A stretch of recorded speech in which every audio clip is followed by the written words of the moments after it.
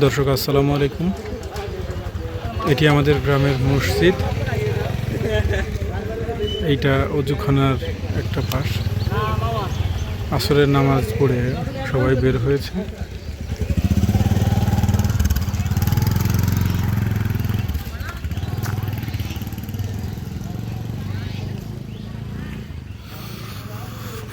এইটা হচ্ছে মসজিদের সামনের অংশ এবং এর পাশেই একটি খেলার মাঠ। প্রাথমিক বিদ্যালয় এবং খেলার মাঠ। আমাদের গ্রামটাকে আদর্শ গ্রাম বলা যেতে পারে, কারণ খেলার মাঠ, শিক্ষা প্রতিষ্ঠান, মসজিদ, এটা আমাদের গ্রামের কেন্দ্রীয় ঈদগাহ ময়দান।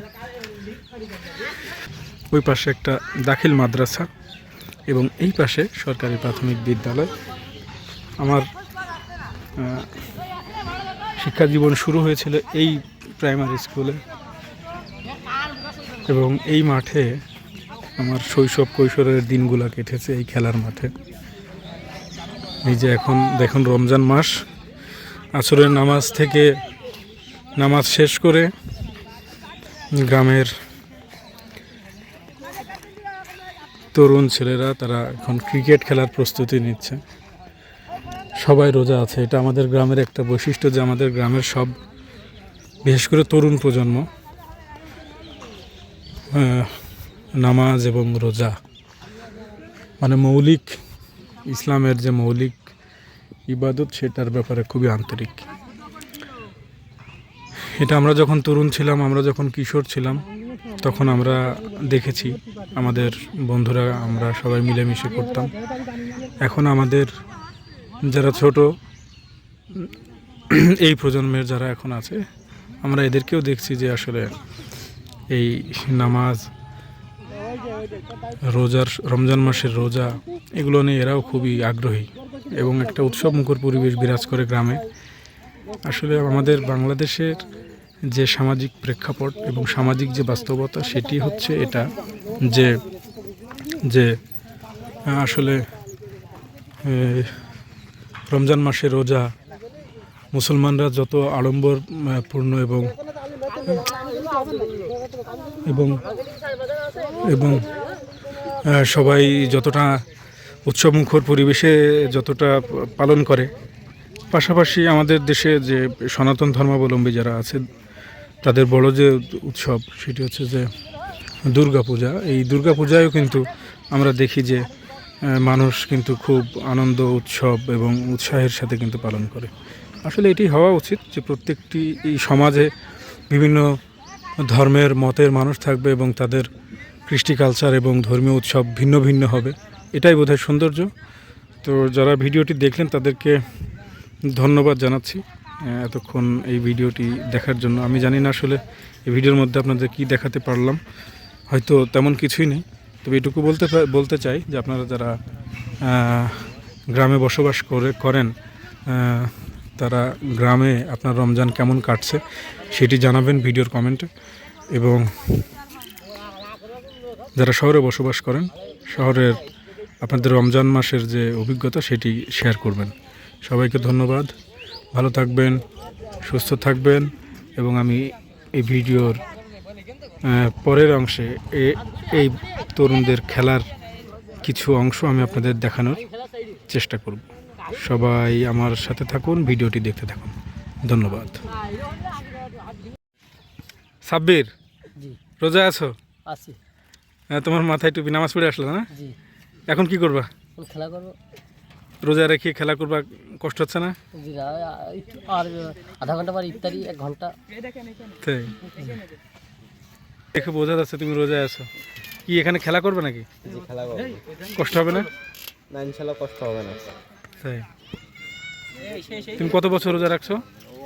আমি দীর্ঘ পরপর, এই যে আমার 3 বছর রোজা হবে। কোন ক্লাসে পড়ো? ক্লাস 9-এ। ক্লাস 9-এ পড়ে। আমাদের ফাত্তা অনেক মেধাবী একটা ছেলে। রোহান, কেমন আছো? রোজা আছো বাবা? সবগুলো রোজা আছো? 2টা রোজা আছো? কি করবে এখন, কি করবা? এখন খেলা করবো, কি খেলবা? ক্রিকেট। কষ্ট হবে না? না, এখন টাইম কাটানোর জন্য খেলা হচ্ছে। তাই না? জি। আচ্ছা আচ্ছা। রোহান, আমাদের রোহান।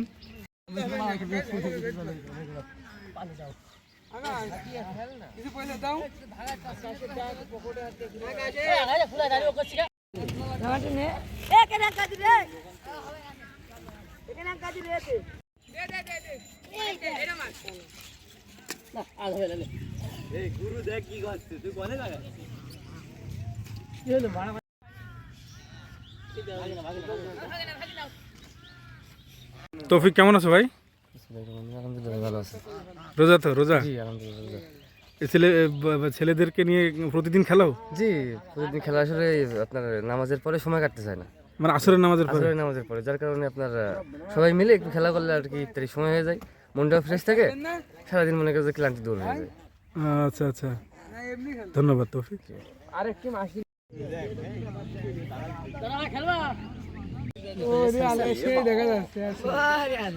এই বন্ধু জাকির কেমন আছো? আলহামদুলিল্লাহ, কেমন আছো তুমি? আলহামদুলিল্লাহ। রোজা তো না? জি রোজা। এখন কি কি করবা? এখন এই যে পরন্ত বিকেলে এই যে আমাদের যে নিউ ক্যাম্প, এই নিউ ক্যাম্পে আমাদের সারা জীবন খেলার সাথে জড়িত। আচ্ছা, তোমার খেলার বয়স কতদিন এই মাঠে? এই মাঠে আমার খেলার বয়স আজ প্রায় 24-25 বছর। 25 বছর হবে। আমি তো আমরা একসাথেই খেলতাম। আমরা একসাথে খেলছি 24-25 বছর। 24-25 বছর হবে। তো এখন এই যে জেনারেশন, এই জেনারেশনের এরা কিন্তু আমাদের অনেক ছোট, এদের সাথে আমরা কিন্তু খেলি, তাই না? হ্যাঁ, আমরা সময় পেলে তো এদের সাথে খেলি, ভালো লাগে। খুবই ভালো লাগে। আচ্ছা আচ্ছা, রোজা রেখে খেলা করতে কষ্ট হয় না? না, কোনো কষ্ট হয় না। আর এই সময়টা আরও আমরা অন্যরকমভাবে ফিল করি যে যে একটা ঘন্টা, যে পরবর্তী যে একটা ঘন্টা আছে, একটা ঘন্টা অন্তত ছোটো ভাই ভাস্তাদের সাথে সময়টা কাটা অনেক ভালো লাগে। ওরা আমাদের পেয়ে ধন্য। যারা এতক্ষণ ভিডিওটি দেখলেন তাদের সবাইকে ধন্যবাদ। আসলে রোজা রেখে শেষ বিকালে খেলা করা, এটা আপনারা অন্যভাবে নিতে পারেন, যে রোজা রেখে খেলা করবে, আপনারা অন্যভাবে এটা নিতে পারেন। কিন্তু আসলে এই সময়টা যদি খেলা না করতো তাহলে এই বাচ্চারা হয়তো মোবাইলে গেম খেলতো, অথবা মোবাইলে সময় কাটাতো, মোবাইলে ভিডিও দেখতো। ইবাদত বন্দেগীতে থাকাটা সব থেকে উত্তম, কিন্তু এই জেনারেশনের এই ব্যাপারটা নিশ্চিত করা আসলে অনেক টাফ, তাই না? তো সেই জায়গা থেকে মানে কিছু না, খেলার মধ্যে থাকলেও অন্তত সময়টা খুব বেশি খারাপ কাজে যাচ্ছে না, এটা আমরা বলতে পারি। অবশ্যই অবশ্যই। তো দর্শক সবাইকে ধন্যবাদ। আগামী এই রমজান সবার ভালোভাবে কাটুক, এবং আগামী রমজান আমরা যেন পেতে পারি, মহান আল্লাহর কাছে সেই কামনা থাকবে। সবাই আমাদের জন্য দোয়া করবেন, আমরা আপনাদের সবার জন্য দোয়া করি। আল্লাহ হাফেজ। আল্লাহ হাফেজ।